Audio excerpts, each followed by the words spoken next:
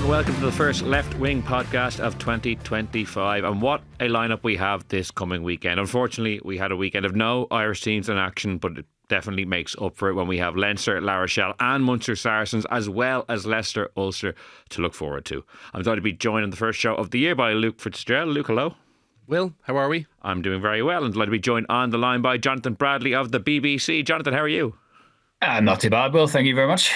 Great to have you back, Jonathan, and Luke to be in studio with me as well. And as I mentioned, kind of a feast of Champions Cup rugby to look forward to. We're already halfway through the pool stages, so we have rounds 3 and 4 back to back, which will form the knockout bracket. But a couple of kind of news stories first. There's a couple of law changes which will be coming into action this weekend that I want to ask you both about. But Jonathan, might go first at Tom O'Toole's ban, which a surprisingly harsh ban, I would say, just considering what gets meted out oftentimes for some pretty dangerous challenges. Obviously, people might have seen over the Christmas period, Ulster Munster, his clear out on Alex Nankivell ended up kind of landing on his leg in a dangerous way. Alex Nankivell is sidelined for the foreseeable future.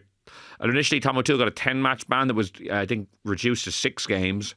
But given he had been sent off in April 2022, they held that against him, so didn't get any further mitigation. But were you surprised the severity of it, Jonathan? I know it was a dangerous incident, but we don't often see such lengthy bans.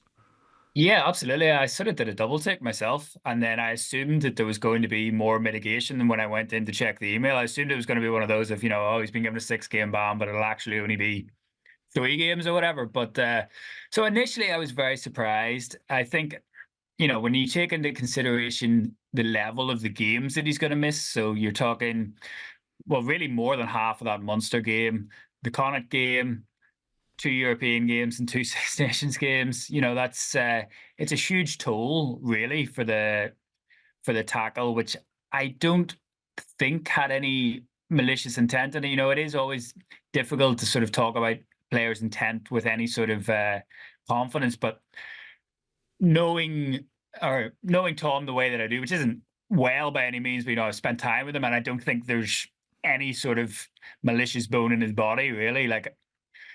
So I don't think there was any way he was going out to hurt Alex Nankivell. I think it was just a bit clumsy. But I think what we've really seen is the determination of World Rugby to, if not ref this out of the game, then get it out of the game through severe bans. It's the kind of thing that I think we're probably going to have to get used to. We'll see it more. We'll maybe touch on the fact whenever we come to talk about La Rochelle that we're still not really seeing a huge amount of consistency there, given an incident that only brought a yellow card in that La Rochelle-Toulouse game at the weekend. But I think the fact that it is a relatively new area of focus had a big part to play in the surprise at the length of the ban. And then the bits that's, I suppose, maybe the fine print is, as you've mentioned there, Will, the fact that he has had a red card for a dangerous tackle within the last couple of years, which means that you're not getting that extra mitigation, which probably would have brought it down to, say, 4, which maybe people would have felt was more in keeping with the offence. I didn't like it at all, I'm going to be honest. I think it's very harsh. I think if you look at the collision itself, when he throws the pass, it's not unbelievable technique because he kind of turns his back. I can't remember who he tips it onto, but he turns his back, so he ends up being a little bit late to the ruck. And I think they end up, there's kind of 2 guys end up cleaning Nankivell at the same time, and he just kind of misses the shoulder slightly and slides beyond. It's not like some of the bad ones that we've seen. I can't remember the name of the Australian player that does it too. I remember a couple of years ago where he's actively trying to, hurt a guy's knee as he's over, poaching a ball. I think it was an Australian lock, a young guy. I think he got a big ban for it actually subsequently, but it didn't look like that to me. It just looked like a kind of an awkward collision in a situation where he didn't expect to be. It didn't look like a dirty one. So I feel really bad for him on this one. I think he's kind of got, as I think Jonathan makes a good point on it, that it's a new rule. They want to be seen to be kind of reffing it, because in fairness, when you do end up in that position, the injuries can be fairly catastrophic, as we've seen with the likes of Dan Levy, over the years, and a few others, of course, as well. So it's an awkward position to land in, but it felt really awkward to me. And I feel like he's been really unlucky with it. So yeah, it feels like a massive ban to me. It feels huge because it's funny because there's some I went back and looked at this. We discussed this at the time when the 20-minute red card was trialled in the autumn series, and Semi Radradra, an absolute missile to the head of the Welsh fullback can win it. He gets a 20-minute red card and gets a 3-match ban. And then, like, Tom O'Toole feels like he's almost having the book thrown at him for. I agree. I'm not. I agree that sort of challenge is clumsy and should be stamped down on. But for some reason, they're really trying to kind of mitigate down the head high shoulders to the head, but like, while at the same time like hammering Tom O'Toole for this. And I'm not saying Tom O'Toole shouldn't be banned for 3 or 4 games, but I don't understand why they're doing that, but at the same time kind of reducing as much as possible. Like, can Tom O'Toole go to tackle school? Like, as in, sorry, this is the other thing that we probably haven't. Like, if this happens to a kind of a key English player or a French player, over these next kind of 2 or 3 weeks, I wonder will there be a tackle school that could kind of mitigate this for them, and would they be able to manage down this massive kind of ban that he's got? I think relatively, when you think about what the collision actually was. So it's a real interesting one, isn't it? Like, and it's funny because I think it's an important point you make, Will. Like, people are kind of saying, oh, well, look, that's a really harsh one if it's a kind of a head high hit. But like the implications, if you think about like, trying to manage injuries here, a leg injury versus a head injury, like, to my mind, a head injury is far worse for you, post career than say a leg injury, that kind of way. Like, so I would say that they're kind of managing this the wrong way around. If they were meeting out this sort of ban for like a lot of the kind of bad tackles we're seeing, I'd actually be okay with it. It's kind of the inconsistency that kind of baffles me. And another piece to that is that, citing Tom O'Toole's red card, we've already had 2 full seasons since that Toulouse-Ulster game. This was the 2021-2022 season. That seems pretty harsh as well. Like, Owen Farrell picked up a couple of red cards, and I don't recall that being, he still was receiving mitigation. The famous one, the kind of the last one, the last one that then prompted him, I suppose, subsequently to step away from international rugby because he got a lot of flack off the base of that. But it's that inconsistency. Like, if they were kind of treating all of these dangerous incidents with this kind of severe ban, I think maybe fans would be on board with it. But I just find this inconsistency a bit perplexing. No, absolutely. I agree 100%. I think there was obviously such a focus in the last couple of years to apply this approach to high tackles in order to get high tackles out of the game. And I think you're 100% right. It almost feels like we're getting away from that, where the bans for high tackles are becoming seemingly more lenient. And, we've all made jokes about tackle school and that sort of thing, and how as long as you turn up to your appeal hearing and they're polite and say that you did wrong and you won't do it again, that you can get the thing halved and get a load of games lopped off. It feels like that inconsistency of approach of, we focus on one thing but we can't focus on 2 things at once, so now we're focusing on this, so we're not as focused on high tackles. Do you think he seems like an easy target, Jonathan, to do this to? In what way? Like say it's more difficult to do this probably to Radradra or to a big famous, a big name, or an Owen Farrell, or say even a Porter, or Tyke Furlong does this. An established kind of got international player that's kind of important, or a big personality. Do you think it'd be easier to do it to? If you look at the release that came out, I think it was interesting that Simon Easterby had to go to bat for O'Toole, seemingly, for the Six Nations games to count, because in the press release, there was a line at the bottom saying Simon Easterby has spoken and has said that Tom O'Toole was definitely going to be in a Six Nations squad and was likely to be involved in the first 2 games. So, if he hadn't done that, then theoretically he would have been banned for even longer, because if they weren't willing to concede that he was going to be involved for Ireland, then you would have been looking at missing those Ulster games in the middle as well.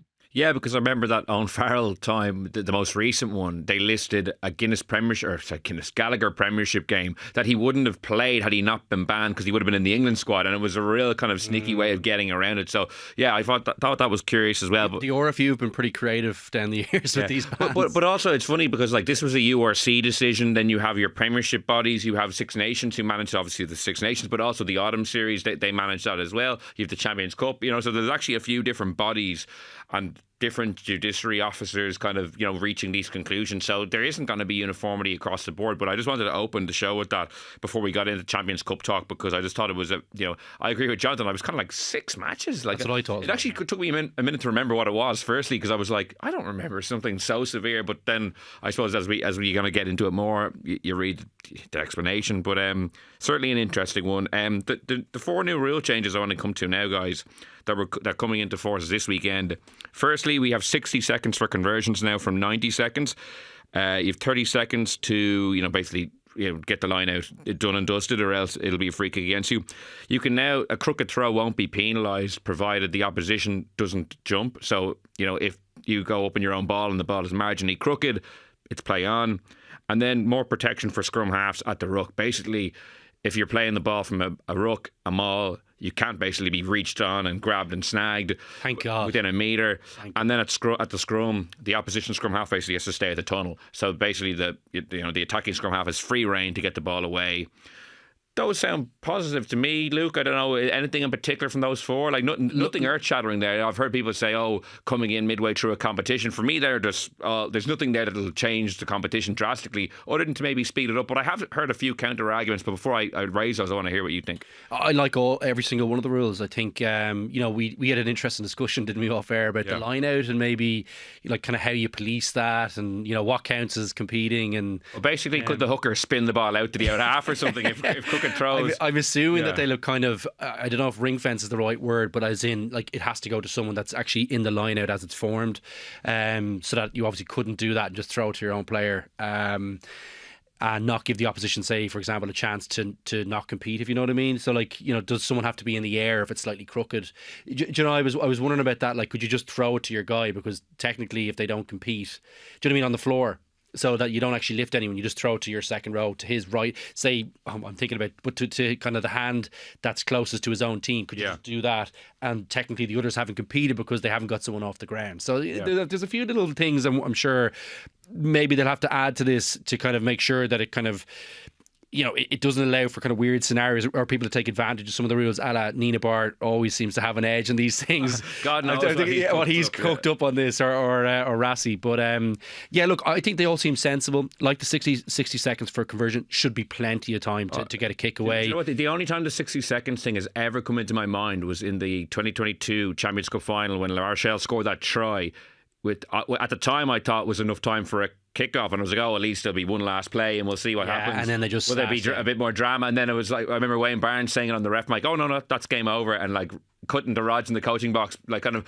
I don't think I'd ever really kind of paid attention to how much time was on a conversion until that. It's a complete 90 seconds does seem excessive. I just don't think way too like you should, like, and sorry, like, it should be like, I don't know why it's not 30, like, no, because after a try bodies are coming up so it's actually from the point of, I think it is from when the referee whistles, like.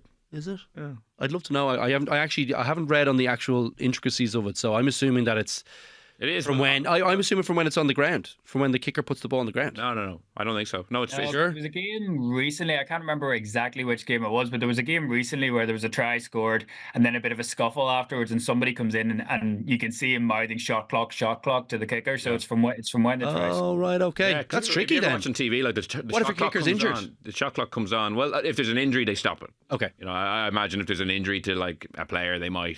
It's certainly the kicker. Yeah. Fair enough. Look, sorry, I just to close the point, I really like all the rules.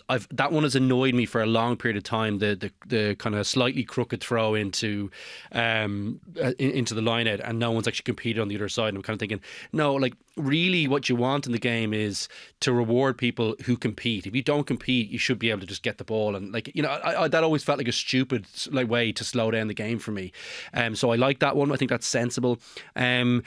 We also had an interesting discussion. Jonathan obviously wasn't privy to this, but about the scrum half situation, and it seems sensible to me, particularly off rucks. That's definitely something that I just thought that was crazy when that stuff came in about being able to slap the ball down, grab, all this kind of stuff about getting at the scrum half at ruck time. I just think it doesn't add anything. No, it adds nothing to the game. It's really, and you basically oftentimes end up with a scrum from a situation where the ball's kind of knocked on. So I like that. The one from the scrum, the positioning of the 9 from the scrum. We did have an interesting discussion about that, because I think, Jonathan, sometimes it's a lovely place to attack. If you can actually get good ball away and the opposition scrum half or the defending scrum half kind of nearly overcommits and the ball actually does get away, it does, it reduces down the defending numbers by one. Now, oftentimes, a good defensive scrum half will be able to figure out when's a good time to put pressure on and when's not. But having to have that person, that defending scrum half sit at the tunnel, it means it's easier for him to connect with his defensive line. Now, you might get a cleaner pass away to the attacking 10, but it does mean that they generally will have the right, they'll be able to number up a little bit easier defensively. So I'm not sure it's easy to picture what I have in my head, Jonathan, but sometimes when the scrum half is that far up on the defensive scrum half, that means the defences are a number down. And maybe that situation now probably won't occur. So don't know if you have any thoughts on that. I'm not sure you're able to picture what I'm saying. No, I get you. So, you know what I mean? Yeah. If you're thinking about, a well-executed scrum and pass, then your 8 opposition forwards are tied up and your scrum half is essentially tied up because he's so much further ahead of the play. So for all these sort of inventive strike plays, you're really defending against, you're attacking against 6 guys, really. So, it'll be interesting to see the impact of that. In general, whenever the release came in and they said that the emphasis was on speed and space, I don't think anybody's going to disagree that those are positive things to try and bring into the game. Like, as much as we love rugby, love talking about rugby, love watching rugby, the game itself at the minute does not sustain itself. We see that with clubs going to the wall. We see that with even teams close to home having to drastically slash their budgets. So the fact of the matter is rugby needs to bring more eyeballs to the sport, and it's going to be an awful lot easier to do that if the game promotes that speed and space that they're talking about. So I see the intent of the laws as a huge positive, in as much as the laws themselves are a huge positive. And watch out for the scrum half law at the scrum this weekend in Durban when you have Grant Williams and Antoine Dupont getting like pristinely clean, crisp ball at the back of that scrum. I think it was with kind of a Dupont in mind that they maybe envisaged this rule, like, the opportunities it might give him, or the extra bit of space. But personally, I think it matters generally because it's my pet peeve. Like, you get a scrum in an attacking area and then like the nine's being just crowded out by the opposition 9 who's like basically like scraggling him before the ball has even been played. So again, something I never felt added much value, if any, to the game. And I do take your point though about. So the other thing about it, Will, is, and this is, I know we're getting really into the weeds here now, but this is like for people who are into the rugby, like if the 9 is allowed to it now has to sit back a little bit further, right? One thing it does allow him to do is to make a bit more of a read on whether he goes blindside, so obviously if you think about a scrum, the defending 9 is on the right hand side of the defensive scrum, but if he sits further back, oftentimes he might be able to make an earlier read and get onto that blindside, onto that left hand side, and be a cover defender. So it might not all be good. It'll look better at the back of the scrum. Whereas, for example, if he's a little bit further up, it opens up for the attacking side, the right-hand side of the scrum, it opens up something for the likes of Dupont if he can get a pick and go away from the 9. So I'm not sure it's all good in terms of will we see more clean breaks, but it'll definitely look cleaner at the back. And I'm thinking it's probably going to be better, but I don't know that you'll have as many clean breaks because maybe the 9 is now more involved in his defensive line rather than getting, sometimes they get, someone like Dupont, he could get a lot of turnovers off this. He could kind of pick his moments well off a scrum now, in defence, and be in on the blind side. He could be covering behind, but on the right hand side, he'll be connecting better with his 10 or whoever's on the right hand side of the scrum. So it might make it easier to defend. It simplifies the thinking. Whereas if sometimes you want to take a chance as a 9 and go, I want to get in on Dupont. I'm going to get in nice and close to him. But if there's a clean strike to the number 8's, the attacking number 8's right foot, and your 9 has decided he's going to put pressure on Dupont and he's far up the scrum, well, he really leaves you a little bit exposed, possibly, if you haven't got the numbering right on the attacking right hand side of the scrum. So I know this probably everyone's like, oh, stop being a complete nose in terms of our listeners. So sorry if that's the case, but I think it's interesting. That's something that I'll be watching. Yeah, no, all of these, I'll be interested to see how they play out this weekend, in particular that one we referred to there. We might move on to the Champions Cup games then. Obviously, as I mentioned at the top of the show, Leinster travelling to La Rochelle. I think their 6th meeting since May or April 2022. Or 2021 rather, which is pretty crazy. Munster hosting Saracens, a classic English team coming to Thomond Park, and then Leicester Ulster on Saturday night as well. We tend to look at the Leinster La Rochelle matches as the pressure on Leinster, obviously the bogey team, but interesting comments from Ronan O'Gara after beating Toulouse at the weekend, albeit it was a Toulouse probably third string with a very, very young side, and La Rochelle really laboured and just about got over the line. And this is what he said after the game. We appreciate the 4 points, but right now it feels like a defeat. It's hard right now. We need to change something. If I knew what, I would have done it already. We are suffering. Our game is suffering. We're not taking pleasure, but it can change. Everyone is negative, but it happens because success creates a lot of problems. And success is really in the past. We must stop talking about success. Real competitors stay united and work harder, and that's my goal. Jonathan, it's an interesting place Ronan O'Gara finds himself. Obviously, those first 2 seasons, winning the Champions Cup above and beyond all expectations. Last year, post-World Cup was tough, losing twice to Leinster, coming a cropper in the semi-finals of the top 14 with some really ill discipline. I think they got 2 red cards that day. And then this year, while they kind of turned up in the Champions Cup, the league has been very hit and miss. They lost at home to Van, a couple of bad away defeats to, I think, Bayonne and Perpignan. And as I mentioned, even beating Toulouse, which would be a great result usually, almost kind of the air is out of the balloon when Toulouse select that kind of team, and it takes you so long to get over the line. So kind of those comments say that Ronan O'Gara's feeling kind of that he needs to G his team up.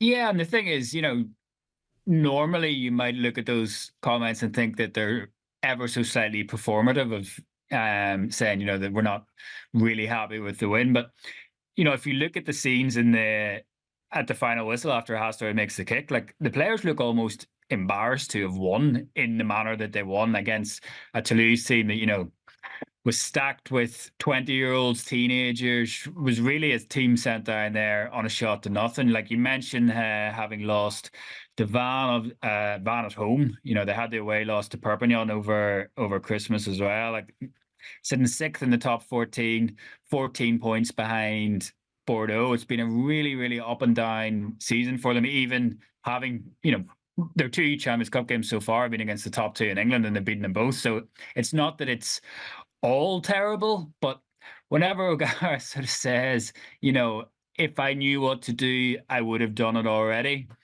I wonder if that's where the sort of subterfuge lies, because I think he does know. I think his team has just got a little bit too old. I think you can look at the business that they've already done ahead of next year, the players that they're bringing in Legaric and Ninashvili, 22, 21. I think there's a concerted effort there to get younger, because I think 2 years ago, the year before that, I think it was a team that had really peaked together. And while we're dealing with a small sample size and they still have had those big results, I think what we're seeing is a team now coming down the other side together as well. And that's the danger whenever you have a team of such a similar age profile. I know there was the mitigation of coming back from South Africa for from the quarterfinal last year against Leinster, but I just think whenever we zoom out and look big picture, I think we'll maybe look at last season as the turning point, and this season as the one where it became readily apparent that that brilliant team, that Champions Cup winning team, had probably reached the end of the road and needed a bit more fresh blood and just a bit of a change in age profile, really. Yeah, because if you even look at the team that went to the Aviva and had that massive comeback, like I think Weenie Antonio is 35, Skelton is going to be 33 this year and has had injuries. He hasn't featured the last 2 weeks. I'm expecting him to make a Lazarus-like recovery and feature on Sunday. Levani Badia, I think, is 35, 36 as well. Like, they were guys who really were unbelievable that day in Dublin, and like the cornerstones of that pack in particular. They are a bit older, as Jonathan says. And it's interesting, like obviously Raj is obviously always a compelling person to listen to, and probably trying to give his team a kick ahead of this Sunday as well to focus their minds, because they haven't been as good. Because we saw in that opening night against Bath, who are riding high in the Premiership, they went and they outmuscled them, and not that they can necessarily do the same to Leinster, especially a Leinster team who've recruited some reinforcements to kind of mitigate against that, but they still have a kick in them. But I am fascinated to see how this game goes, because I do think the tide has turned, that Leinster could be poised to go there and land not a knockout blow on this La Rochelle team, but maybe put a bit of distance between the two of them. Oh, yeah. It's difficult, isn't it? Like, I think, look, the Toulouse game, to my mind, has a ring of Liverpool United on the weekend, where you kind of think, oh, they should really hose them here, and everyone's thinking about it. So I think that's always a challenge mentally, and I'd always be wary, Raj. I think, he's such a sharp character, and, I think he was always sharp as a player, so I know him in that context, and I know he'd be well able to kind of say something to kind of G you up or to get under the skin. And, I think he's a good feel for when he needs to, G up his team. I do take Jonathan's point, and I think we've been looking at them getting a little bit older, but I still think they all look like fairly good athletes to me. And I feel like at home, this is the perfect game for them. A la kind of a Munster, South Africa, or this has that kind of feel to it for them. This could kind of reignite their season and give them that little bit of belief that maybe they're lacking, or maybe it simplifies what they do, because I think where they have I think that advantage is narrowed over Leinster in terms of physicality, but it's probably still there if all those guys are on the pitch. It's slightly there. Certainly at scrum time, you think they'll put pressure on Leinster. And Leinster's line-out still has been a little bit muddled, hasn't it, this year as well? So they've been really good in those areas, and I still think they've got the personalities to cause them trouble. And at home, I expect them to kind of turn up. So I'm kind of wary of this one. I can't see Leinster putting distance on them today. I think if they saw them in a knockout stage, I think that's where you kind of say, and they beat them again, you say, well, look, you look at Leinster's team, you look at the age profile there, still pretty good, if not aging a little bit themselves, but they seem to they've got nice churn. They've got some young guys coming in there as well. I think Leinster look like they're going to be okay from pipeline wise in terms of players coming through. So yeah, I think that's where I'd say, you could see the distance on them. When I say distance, I just mean purely in terms of like winning this year's tournament. I don't mean like, obviously, like La Rochelle won those 2 Champions Cups head to head in the final. Like, that's not going to change no matter what happens on Sunday. It's more the fact that I think this Leinster are better primed this Sunday potentially, and if they do win, it puts them on track for home. Oh, sorry, yeah. La Rochelle having I was thinking you were talking about a wider context in terms of distance between. Yeah, sorry, no. I'm not trying to rewrite history. Like La Rochelle, even though it's 3-2 in the overall series, like Leinster won a pool game and a quarter final, like La Rochelle won 2 finals. Well, the quarter final stacks up against the final, the pool one doesn't. So yeah, that's why I'm kind of saying I think you're kind of thinking if they beat them again and say a knockout stage, if they end up kind of coming across each other somewhere there, you can say, oh well, okay, maybe they are now, because you would have said La Rochelle were ahead of Leinster after the 2 finals, but now you're kind of saying to yourself, well, Leinster have knocked them out of the competition twice. Yeah, no, sorry, I would say honours even. No, don't worry about it. Look, I think we're I'm not trying to come in and say, oh, Leinster are here, La Rochelle are there. It's just in the context of this year's competition, I do think that, well, we'll see on Sunday, I guess, but I do think that this could be a pivotal moment of kind of maybe ending La Rochelle's interest of winning the competition, but it's going to be a very, very tight game. I feel like this is a tight one. Certainly put them down a tier. Yeah, I agree with that, John. I think your point. I think then we're looking at Leinster, Bordeaux, and Toulouse as the 3 most likely to win the competition. I think people would then view La Rochelle as in a separate tier from those 3.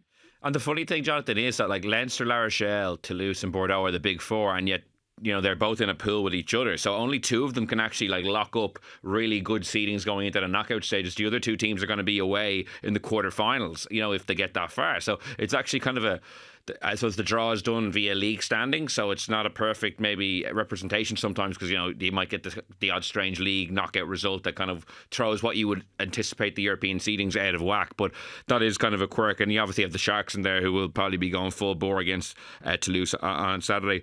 Jonathan, I suppose from a Leinster perspective, they have Hugo Keenan back fit according to today's injury bulletin, Jack Conan back fit, Kieran Frawley back fit, Thomas Clarkson back fit, so they have close to a full deck to choose from. Tyke Furlong won't be available, it looks like. That's huge against La Rochelle. That is huge, but I feel like we've known that for a couple of weeks. He's unlikely to be available. I suppose people will be interested to see what kind of team Leo Cullen selects. There's still that question mark over Orchie Snyman whether he can actually start on Sunday. I think that's been answered without being answered. Yeah, it has. Well, I guess we'll see when we see the team sheet, Jonathan. But there's a few interesting selection, things. We have, Barrett, Keenan, Henshaw, Ringrose all fit. Like how Leo Cullen selects there. Like, what do you anticipate seeing in that regard?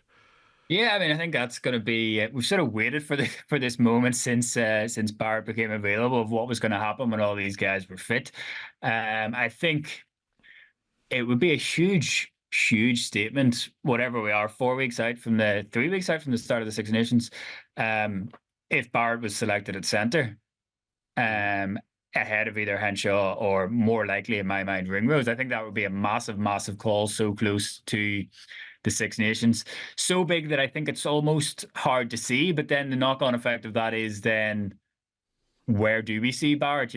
Especially with Keenan being back, because it's exactly the same situation there with Hugo Keenan coming into the Six Nations. So it's not an enviable task. I think we can probably tell from the way that Leo Cullen answered some of the questions about the freedom of selection that he has, that he's maybe not relishing the attention that he knows that he's going to get as well. So, of all the teams that we're going to see named in the next sort of 48 hours ahead of this weekend, like I think everybody's going to be most curious to see this Leinster one. Well, I think the back three is the really interesting one, isn't it? Because I think the question becomes like what. So if you want to get Barrett in your team, and I think he's probably been arguably their best back, I think, since he's come in, since he's been playing. I think like Prendergast has been very good, but I think Barrett's been outstanding. Everything he's touched, he just looks like a pure class, every small detail, they seem like minor things, but I think when you look at him, you kind of go, geez, the whole package, he's been a brilliant bit of business so far. So I think on that basis, he starts. But as you say, where does he go?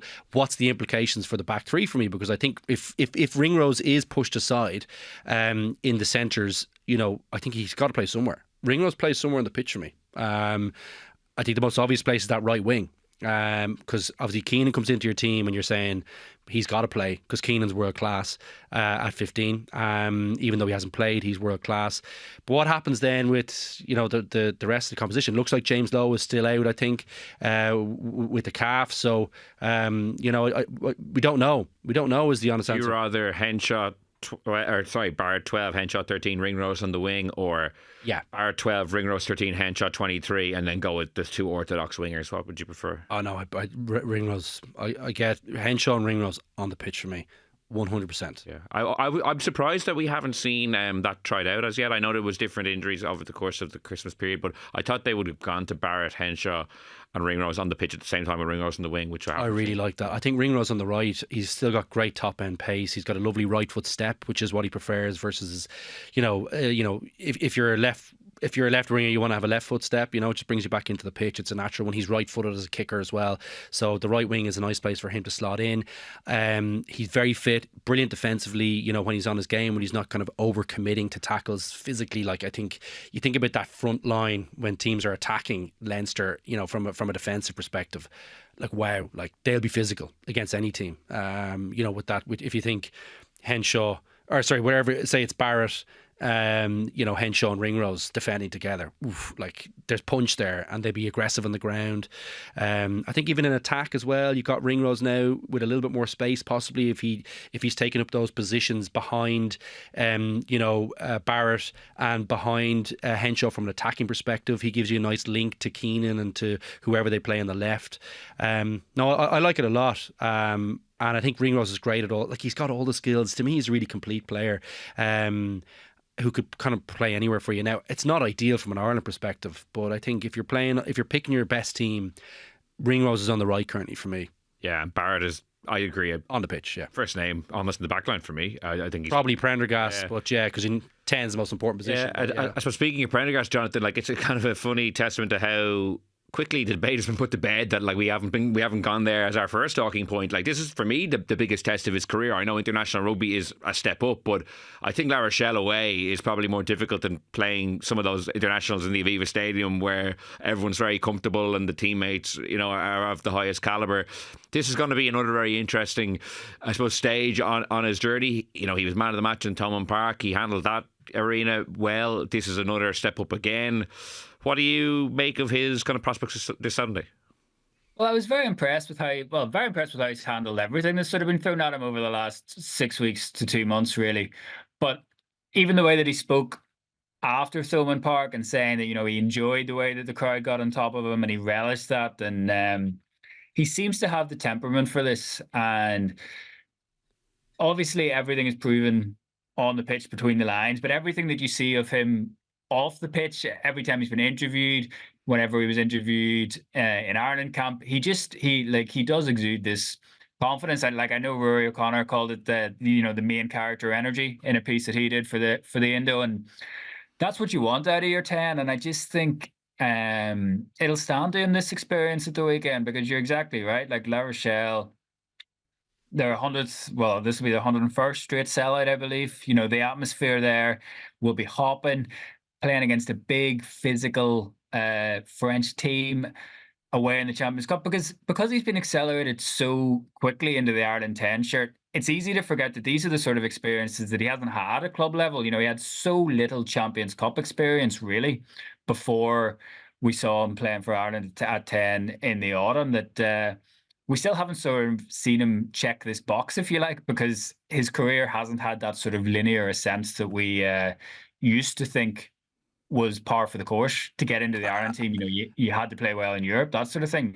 So something as well, Jonathan, that I think would be interested to get your view on, I think, is the defensive aspect, because I think La Rochelle will really go after him there with the physicality. Like missing Daunting is big in that regard. That is a big loss, but I think the guys in the pack will still come down the channel, and they'll try and be really physical with him, just to even tire him out, even if it's not deemed a weakness in his game. I still think there's maybe one or two questions about his technique and things like that as well. He's obviously been a little bit sloppy in a few hits here and there, and I've seen periods now. It was more last year when he was very, very young, but I still had a few question marks over his defensive abilities. So versus a Frawley, which I think is very solid there, and I think you have no questions about Frawley's kind of commitment in that area and his technique. He's a strong tackler. But if I was looking at him, I think that's the big test for him this weekend. Can he cope with that? Can he cope with people targeting him in a big team with some really, really big physical runners? How does he cope with that? I know that La Rochelle will do that, because they did it to Ross Byrne, and Ross Byrne actually stood up really well to it. But O'Gara came out and said even before the game that they were going to target Ross Byrne. It's not something that they're shy about doing. But he also said afterwards that he thinks in retrospect they may be overly focused on Ross Byrne in that quarter final. So interesting what route he goes down, and I'm inclined to believe he will go down that route again. And just to Jonathan's point about the kind of non-linear nature of Sam Prendergast's ascent, like this is the third time Leinster have played La Rochelle in around 13 months, the third different starting out half as well. So it's been very, very chopping and changing, and that's not even including Kieran Frawley, who came off the bench and that got that kick, as well. So like you kind of had 3.5 out halves, I suppose, in the mix. It's a game we could preview for another while, but there's a couple of other games I'd like to get to as well. But one last thing on Leinster La Rochelle, Leinster in the Stuart Lancaster era were 0 for 3 against La Rochelle. In the Jack Nienaber era, they're 2-0 with the prospect of another game this weekend. Is that just a statistical quirk, or do you think, we discussed last week, our Leinster this iteration is it better equipped to ultimately win a big prize? Remember, versus maybe the free-flowing Stuart Lancaster era. Is that a feature of that, or is that just Leinster were kind of due to beat them eventually, knocking on the door as close as they were, and it just happened to happen? I think there's going to be there's too many. There's a lot of factors at play here, I think, that go into that. I think some of Jonathan's points about maybe where La Rochelle are in their journey. I think it's been proven that this new iteration, it hasn't been successful yet. Yeah. So I'm going to say that there's no proof that it's actually more successful. It might be more successful against a team that maybe relies a bit more on their physicality than, say, Toulouse, who might be a little bit more creative, maybe a little bit more ambitious with the ball than maybe La Rochelle are at times, I think. So maybe it lends itself more to kind of combat that physicality. You think about how hard they get up off the line. It's very hard to get momentum against it, even if you're a big runner, because the collisions are happening a little bit further back behind the gain line for you, even if you're dominating it, which you think, Skelton's still going to go forward in a collision with a guy. But maybe if it's happening, a metre back further, or even a foot back further, makes the next phase a little bit more difficult for you. So, maybe it's well suited to playing against La Rochelle. But does it lend itself to winning more? As of yet, no. Yeah, as of yet, it hasn't happened. So, we'll see how this Sunday goes. Jonathan, another blockbuster Saturday evening in Thomond Park, Munster Saracens. Not the Saracens of old, but still a reasonably formidable team with a lot of star power. Munster getting Conor Murray, Diarmaid McGallen, Jack O'Donoghue, Diarmaid Barron back, Peter O'Mahony in the mix. But one man in particular who they will definitely have back, you think, is Jack Crowley, who obviously missed the Interpro against Leinster. We were talking about Sam Prendergast's ability to handle that occasion. Would it have been different if he had his direct rival in his face for the evening? Potentially. Who knows? We didn't get to see it. But I think it's a massive match for Jack Crowley. Obviously, huge game for Munster in the course of their season as well. But for Jack Crowley in particular, you'd love to see him come out against Saracens, perfect under lights at Thomond Park, and kind of re-establish the reason why he was so highly touted. It doesn't seem that long ago now, it seems a long time ago now, but in actual real time it wasn't. That's what you want to see. How do you think he's set for that kind of performance? Yeah, it's an interesting one, because I think in an even wider sense, I think Munster were probably the team that appreciated the down week last weekend the least. I think after the way Leinster went, they would have been itching to get back on the field straight away. And you think about Curley having missed that game, he has to be absolutely chomping at the bit. And I think Saracens is a really, really good test, because they don't, that Wolfpack thing has probably died away a little bit. They don't suffocate you in the same way that they did before, but they're still a big physical side. It's been really interesting watching them sort of adjust to the loss of their own 10, without Owen Farrell. But I've seen them a good few times this year, and like they're still a good side. They're still a physically challenging side. And it'll be really interesting to see how Crowley controls that game, because that's what I think Munster are going to need. They need that sort of, they need to use the Thomond Park factor. I think they need to match Saracens physically, and they need to stamp their own authority on the game, because I think Saracens, just with that tight five that they have, a really, really strong, experienced tight five and an informed tight five as well, like they can still sort of get a real stranglehold on the game, and it's really important that Munster don't let them do that. Yeah, how do you see Munster, stocking up against the Saracens team? As Jonathan said, like they're still a good side. Like they are not the double winning team, the 3 in 4 years Champions Cup winning team of before COVID, and obviously they had their salary cap issues and they lost some of their strength and depth. But still, like Maro Itoje, Ben Earl, Tom Willis is getting a lot of buzz as the next back row in the England squad. Jamie George, England captain, Theo Dan, kind of a very dynamic hooker on the bench, kind of a good 1-2 punch there. Like there's still plenty of quality, though. I think if Munster do get a win this weekend, it could be a real fill-up. While it's not Saracens of old, it's a scalp, and it would be a badly and timely needed one. Yeah, and I think it's probably fairly evenly matched. I think actually, when you think about the Thomond Park factor, you think about the last time that they played on the pitch against Leinster, like that was really disappointing for them. So you'd expect a bounce back, coupled with, I actually don't agree with John. I think they needed that rest week. I think they needed to get more bodies back on deck. I think that's really important for Munster. They've had a really challenging start to the year again. They're still kind of recovering from that, but they've lots of kind of important guys back on their feet now. And I think Murray is massive with Craig Casey injured as well. Massive. Having an established senior 9 back, I think, is key. Oh, absolutely key for them. And I think he'll be good. Like Murray has a great feel for the game. I think sometimes he might overdo the kicking, or had maybe in the last couple of years, but generally speaking, like he's a very shrewd operator. He's a great defender.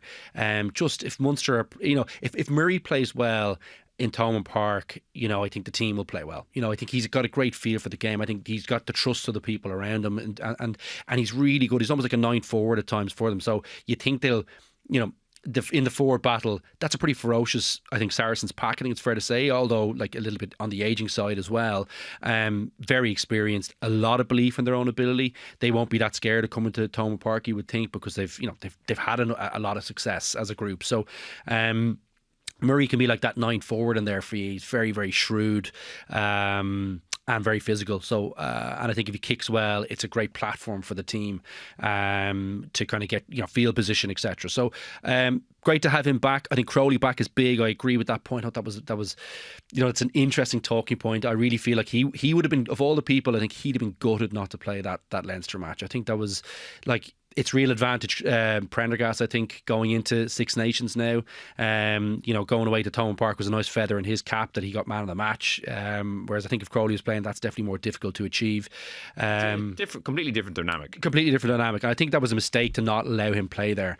And I think it hurt Munster on the day, obviously. So, yeah, look, there's loads of little factors at play here. I think Munster come out on top on this one. I think it could be a catalyst for them. I think the key thing for them is that they come out of the thing relatively unscathed. They need the bodies on deck for Northampton away, which will be a tough one the week after. So this is a big match for them. They need the win.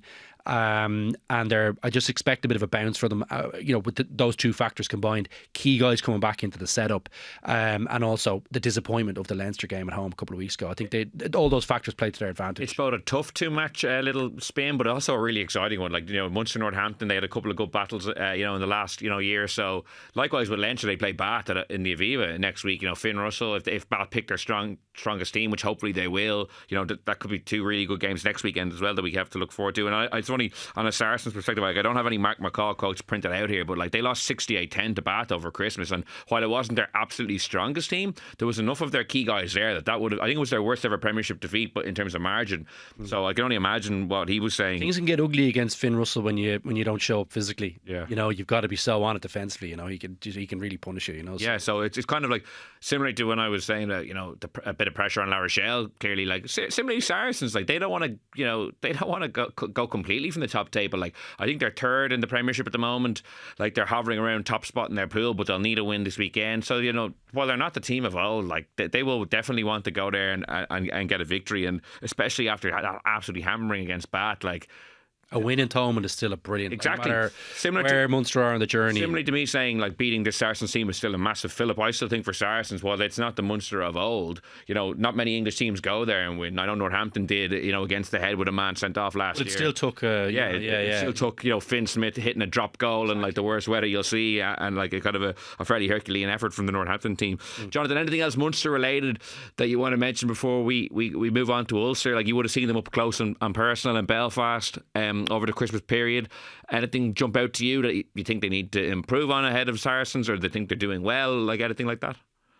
Yeah, I mean, they weren't. I know they won that, but they weren't impressive by any stretch of the imagination in Belfast that day. I think a better Ulster side would have beaten them handily, even with the red card. When you look at the amount of ball that they had, the amount of opportunities that they had. The thing that Munster did do well was they were clinical in terms of taking advantage of the red zone opportunities, but they then didn't back that up in the Aviva again. Or sorry, they didn't then back that up against Leinster, because the one thing that Leinster do give you at the minute is opportunities through their real discipline. So Munster had opportunities that they just didn't take against Aviva. So against Leinster, sorry. So the one thing that they can sort of point to that they did well against Ulster, they then didn't do well against Leinster. So it's really hard to gauge where that. I take Luke's point that they have been missing an awful lot of players.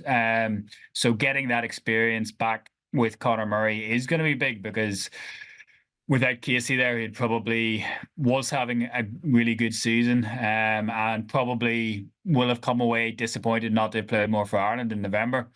I think he was a big loss in Belfast. So I think having Murray back is a big thing for them, but I don't think that they will win, to be honest. I think Saracens will probably just edge that. The one thing that would give you pause for that is, as we mentioned earlier, just that Thomond Park factor. But I just think Saracens, you know, we said about the Bath defeat, but, you know, they were good against Bristol, and that game was more one-sided than it looked in the end, you know. And I think they'll just have that little bit too much experience and that little bit too much power, even in the tight five for them. So I actually see Saracens winning this game. Interesting. I think they really need Peter O'Mahony fit for this. Pete's big for them. It is like cliched thinking, but it's also true. Like, you know, him against an English team in Thomond Park under lights, I just think that kind of galvanising force he brings to these occasions. Crowd love him down there, and players love him. I think as well he can make a mess of your attacking line. Exactly, and that's big, because that's the Saracens are strong there, and I do think that we've seen him. You know, I know he got injured against Cass, but the weekend before, I know Stade Francais look we're ill disciplined and a rabble, but O'Mahony did look really sharp in that game, and I think he could be a massive guy to have. And like, even like, to be fair, we've touched on it there, but the Munster injury list. You know, when I was reading the piece on the Munster website about having those 4 guys back at the end, there's list 15 guys, senior guys. Now, not all of them are starters. Some of them are younger than others who wouldn't really play, but there's some key guys there, like, you know, Sean Klein, Tacker Abrahams, Craig Casey, Alex Nankerville. Like, these guys are automatic starters in their team. You know, Jeremy Lockman, Dave Kilcoyne. That's your depth in the front row as well. Like, you know, it's kind of from all angles they're getting it. And I know that was kind of maybe a criticism of Graham Rowntree, that maybe the training was leading to these injuries. It might take a while for that to kind of to right itself, but yeah, it'll be very interesting. Much like the Leinster team, the Munster team, and who's ultimately available will tell a lot as well. And it's not just Munster Saracens on Saturday, Jonathan. We have Leicester Ulster in Welford Road to round things off on Saturday night. We were chatting off air. Michael Cheika doing, you know, a pretty solid job so far with Leicester. You know, they were pretty unlucky against Bordeaux away. I know Bordeaux ended up kind of like running away with it on the scoreboard with a couple of tries in the second half, but Leicester were very competitive for long periods. they're riding. I think they're in the fourth in the Premiership. I think, which is going pretty well considering Bath have been pretty consistent pace setters there so far this season. Where do you think Ulster are at under Richie Murphy? Like, they got that vital win away to Connacht, as you said the week before. They kind of got pipped to the death by Munster. It's been an up and down season. They've had a lot of injuries themselves. Like, what's your assessment of Richie Murphy's kind of season to date? I think it's been a very difficult season, but I think people expected it to be a difficult season. They had lost 5 in a row before riding the ship against Connacht, and what was probably their most impressive win of the season. You could probably put the Glasgow win at home first up against that, but I think the thing, if you look at it, is really only that Cardiff defeat where they were 19 up at halftime and then lost. That was the only one that was really surprising. Like, on the nights they should have beat Munster, but I think if you looked at the two teams going in before kickoff, I think you probably would have given Munster the edge there. So it was really, really important that they got that win against Connacht, carried some momentum into Europe, but first and foremost, just stopped the rot, stopped the losing run, because this is a difficult game this week. Then they've got Exeter, who they should beat the week after that. So it could really put a different perspective on their season going into the second half of it, that they did get that victory against Connacht. You talk about Munster's injuries. Ulster have obviously had a lot of injuries as well. Mike Lowry was really the only player that I think, if you spoke to most people around Ulster at the start of the season, would have been in their starting back line that then was playing against Connacht and then got injured himself playing against Connacht. Balogun hasn't played all season. Hume hasn't played all season. McCluskey's out now with a bad injury. Stockdale picked up that injury for Ireland, and then you throw Lowry, whose injury isn't as bad, but will still miss, or should still miss, this weekend. That's all of your outside backs, your starting outside backs.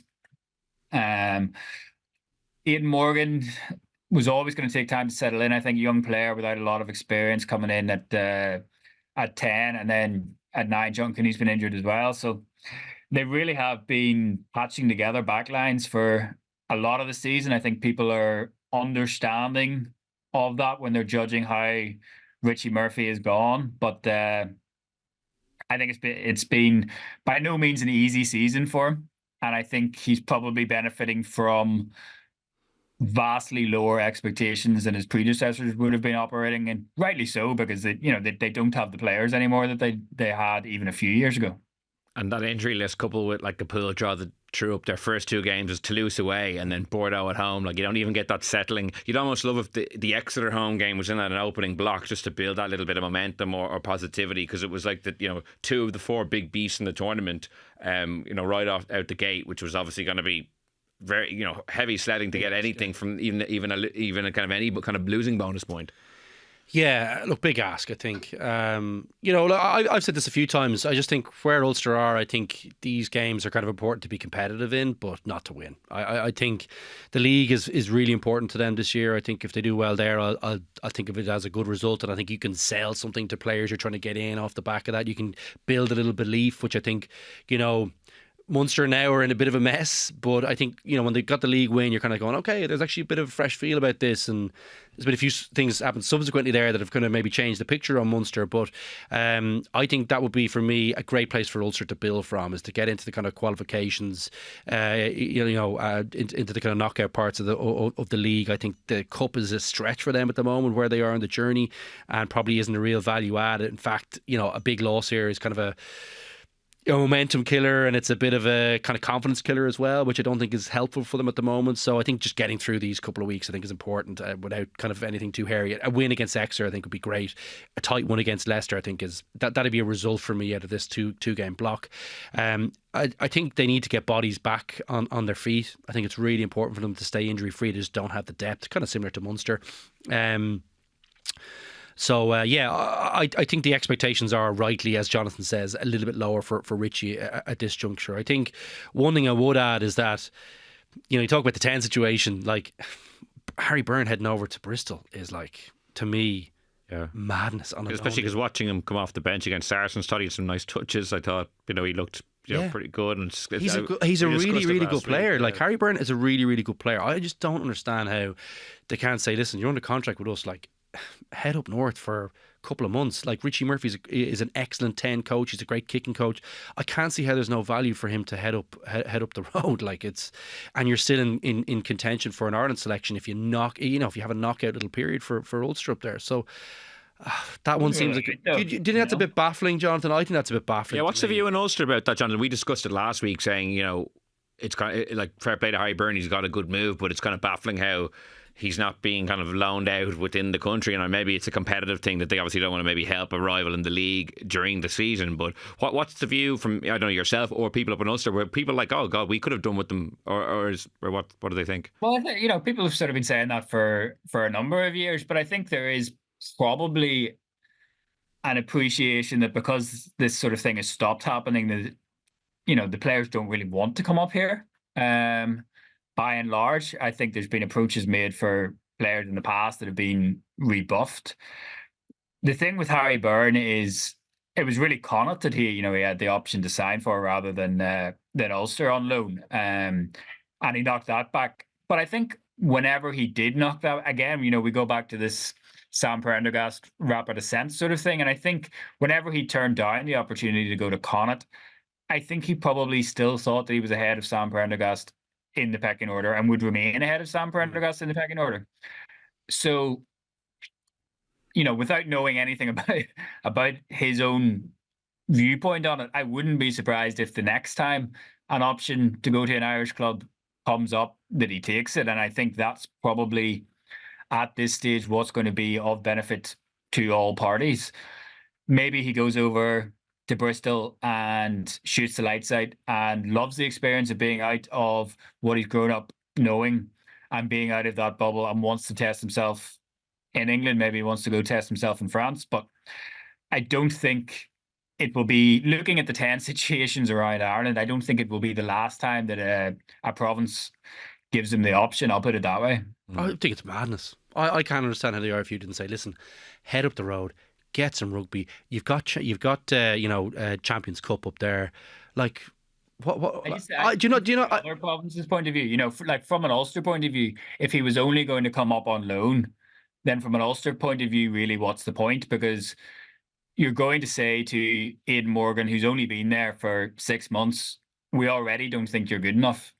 We're going to bring Harry Byrne in. I don't think you're saying that. But I just think you're just saying. But I think you're just saying that we've got competition here. That's what it is. Like, you need 2 10s. Like, Billy Burns goes down the road to Munster. Like, to my mind, it's that kind of situation. It's not like he's heading into Leinster where there's 4 top class out halves that you're competing with. There's like 1. Do you know what I mean? And then, like, if you go beyond Morgan, you're kind of saying, well, who heads in there? Who's a real out and out, like, kind of starting 10 for Ulster behind him this year? Like, there's a good chance that they go with Doak or possibly Cooney. But do you know what I mean? Is that fair to say? The head coach's son and the head of the RFU son. So no, that's fair. No, look, I'm just now saying, we know David Humphreys is never going to be like, oh yeah, let's go in and replace my son with Ross Byrne or Harry Byrne. My point is that Byrne is fairly established, I think, at this stage. I could see value in that. I think Ulster need all the help they can get to the end of the season. Like, they need a window where they get players fit and maybe they have a chance to recruit 1 or 2. I just think if he came up and did really well and then left. Yeah, but if he did well, would he leave? Sticky situation of feeling like you were back to square one at 10, which they obviously were at the start of the season. But I think if he did well, why wouldn't he stay? You run the risk of shattering. I think I can go back to Leinster and play well. But sure, you'd have the same situation. So that's basically the same as saying anyone who's in the last year of their contract is kind of in that situation. Like having them play well for you, adds no value. I think he's a good player. I think there's a good chance that if he plays well, if he gets on well with Richie, if the team goes well, and he could make a massive impact at Ulster for me. And he's an Irish player, and he could still be in the Irish team picture for selection for international rugby, which I think is the pinnacle. So I think there's a perfect opportunity for him to say, well, if I go well here, why wouldn't I stay? Do you know what I mean? Yeah. I don't know. Maybe I'm wrong on that. Sorry, guys. I think Jonathan hit the nail on the head when he said the head coach's son and the head of the IRFU son, who's also fan. He's also from Ulster. Both play there. So I think jokingly, of course, but jokingly, but not jokingly. So, I don't know. I think that might play some potential. Maybe. To finish up on Connacht, Jonathan. Challenge Cup action this weekend, obviously off Broadway to a degree, but they've actually made a really strong start, 10 points out of 10. They're actually top of the overall standings. They have Leon at home and Cardiff away in their final 2 matches, and given that the league has been pretty sticky, it's actually a very good opportunity. We have this debate every year about like how serious Connacht or should Ulster, would they be better off dropping into the Challenge Cup and giving it a good go? But this year it actually has looked like it's been set up well. But in the backdrop of that, you have tomorrow, we're recording on Tuesday night, tomorrow at some stage Matt Hansen is going to have that hearing into his comments around refereeing and what sort of ban he might get could kind of really impact the rest of Connacht's season as well. So it's a big week on a few fronts. Yeah, I think the hearing tomorrow is going to be really, really interesting, because to my mind, Hansen's comments, certainly in an Irish rugby perspective, were unprecedented. So the consequence of those is in turn going to be unprecedented. So everybody, I think, is massively curious to see how this plays out tomorrow. Probably more so with an impact on Ireland and Connacht, really, because Connacht have had to do without him for an awful lot, and would be without him either way for the Six Nations period, if you know what I mean. So not to belittle his contribution to Connacht, but the fact that this could bleed into the Six Nations is really what makes it an even bigger story. From Connacht's perspective, just on Matt Hansen, Jonathan, is there a possibility that he gets hit with a very lengthy ban? As you said, it's unprecedented, it's rare, but people who have talked about referees in that manner, or other coaches have gotten pretty. Rassie's was a bit more extreme, but that was kind of like an hour long, YouTube live or something. But I don't know whether it works in his favor or against him that he's speaking so generally. He didn't zero in on solely the referees of the Connacht Leinster game. He spoke about it in such wide terms. Every referee. He didn't single out the referees on that particular day. He was like, this happens to us all the time. So I don't know whether it works in his favour that it wasn't personal criticism of a referee so much as almost an allegation of a much wider problem. Deep state conspiracy. I agree. I hadn't thought about it in that context. I think, but I could see him getting a 2-week ban, and I could see him getting a 3-month ban. I could see. I think they might make an example. Yeah, they might. Yeah. I'd hate that. Geez, I'm more worried about it now than I was before. I felt like he might just get a rap on the knuckles because it's not like he does it regularly, that kind of way, and. Yeah, I'm kind of more worried about it now than I was. Yeah, again, just like when Jonathan said earlier, he kind of did a double take. I feel like when that is announced tomorrow, it's going to be everyone. Either way, I think I'll be very curious to see massive loss for Ireland. Massive loss. He's turned into such a good player. I think he's such a polished international player. I know he's kind of been injured in that, and we haven't seen as much of him as we've liked. But I think before he went off, but with that kind of bad shoulder injury, I think he looked really very, very. He's turned into a top class international winger. I think, very, very complete player. So yeah, no, I'm kind of worried about it now. I do think there's two ways of looking at that, isn't there? It's whether it's broad or whether you talk about a wider conspiracy and bias. You're kind of going, that's not, that's not a great thing to be saying about the whole refereeing body. But I suppose there is an aspect of it where they're not protecting one of their own because he hasn't singled someone out. Now he's kind of singled someone out by saying the decisions tonight weren't good. But he didn't really use a name. He was kind of talking about it in a more broader sense. He didn't use a name, but but he talked about it. One referee. He talked about it. I actually don't know if I agree with the notion that he spoke solely broadly. Like I said, he was referring to specific incidents in that match. The news story has been that it's kind of it's like there's a trend here. It's not just this one game, but we're disappointed. So that kind of nearly got brushed under the carpet that he was we're disappointed with tonight, but the big thing is Connacht never get these decisions, which was kind of the tagline in it. So I think it didn't end up being as a personal attack on a referee having a massive, a really biased. No, there's no outing. doubt. Yeah, if he had just kind of singled out the referee on the night, Chris Busby, and said Chris Busby had this or that would be a really, really hefty ban. I think this one. I think he'd be guaranteed it there. Whereas now, I think Jonathan's right. There's a bit of a grey area where there's kind of nuance potentially, and But then it's down to interpretation, it's though. so unprecedented for a player to do this sort of thing. We've heard coaches kind of go off the rails about refs and obviously Razzie and in other press conferences. But why do they close ranks on this when they go, well, you're attacking all the referees here in the competition. We've got to said, protect like, them all. Johnny Sexton say, no, it wasn't like for apples and apples, obviously, with Jacko Piper. It wasn't obviously apples and apples in any way. It wasn't a press conference, but that was similarly like they what, did he get a 3-match ban for that? Like, what's better, what's worse? I don't know, but like that was a 3-match ban. So. And it's trickier because Jonathan, I think, like, Johnny actually got an opportunity to work behind the scenes to try and make contact with, there was all these kind of things happen, whereas this one is so public. When you do it in a press conference, like, it's kind of hard to walk it back. I think it is harder to walk it back. But yeah, I don't know. I like it. And you kind of know, like, from what he's saying, that I don't think I feel like it's harder to walk back this one. But it felt like, Jonathan, that they did want to make an example of Johnny Sexton for that incident because of the nature of it, and whether they want to do something similar for Matt Canton to stamp out. I thought on that occasion, I think there was references to how that he wasn't even a member of the squad, that he was kind of a non-playing member getting involved. And like this case, obviously it's a player immediately afterwards, but it will be interesting to see if they do want to say players can't do this. Let's give him a 3 or 4 match ban and snuff this out. Nip it in the bud, yeah. Which I think would be a shame in general, because one thing that I think by and large everyone has enjoyed about Matt Hansen since he's been in Ireland is that he speaks his mind. Like, without getting into the rights and wrongs of criticising refereeing performances, the fact that you have a player so willing to speak his mind, whatever is on his mind, has been great for Irish rugby, I think. I would say that as a journalist, obviously, but the fact of the matter is that I think it will be another reason for players to say, well, how can you expect us to show personality, or how can you expect us to express ourselves openly and honestly in press conferences if we're liable to be banned for it? As I say, that's without getting into the rights or wrongs of the one counter to that, though, what he said. The one counter to that, Jonathan, is that I think we all want to see the personalities, but I think we've all, what we do love, I think rugby supporters always like the kind of respect for the referees and that.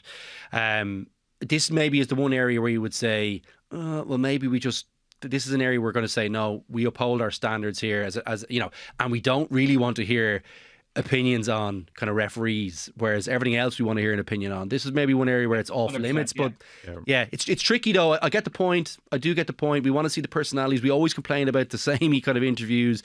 Oh, we respect the opposition. The usual crap that we kind of say, oh, they're so coached now and polished with how they deal with the media, whereas this is kind of a raw, unvarnished opinion after a match, heat of the moment. It was extremely raw. It was raw, and it's what we want to see, but I just wonder, is this an area where they say, we're going to protect this area? Yeah. This is not something that's up for debate. Be fascinated to see the results of that when it comes out. Lastly, Jonathan, just the other point I raised, like, are you in favour of Connacht kind of really pushing for this Challenge Cup, given the position they're in after 2 matches?